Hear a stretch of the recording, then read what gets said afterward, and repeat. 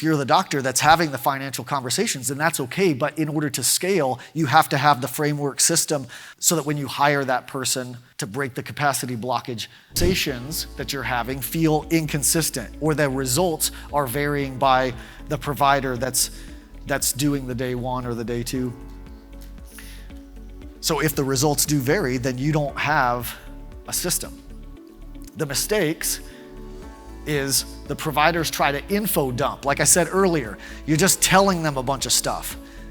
Telling isn't selling, and remember, selling is actually a good word. It saves a lot of lives. Or you present the plan too early.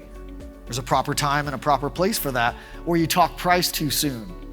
Or the provider handles the finances. Now, some of you, if you're just starting out or you're in a smaller clinic right now, you may have to be the person, if you're the doctor that's having the financial conversations, then that's okay. But in order to scale, you have to have the framework system so that when you hire that person to break the capacity blockage, that person can do it repeatedly and predictably like you are, so that you can concentrate on keeping the clinical stuff clinical.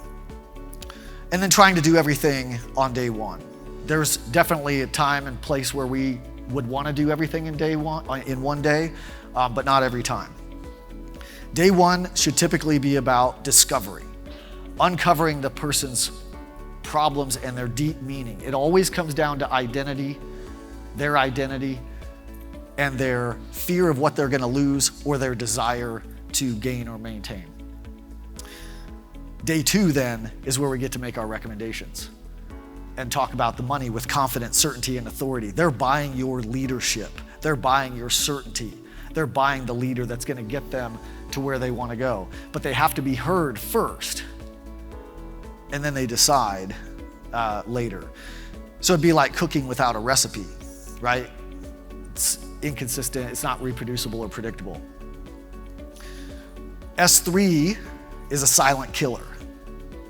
Belief or the lack thereof. That's an internal problem, right? It's not an external problem.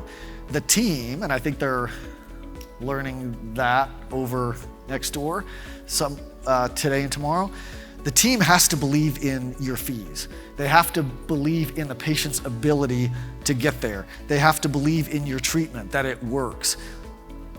If not, then it's going to show up in the conversations that you and your staff are having. And patients do not buy products. They don't buy products and services. They buy the outcome that they desire.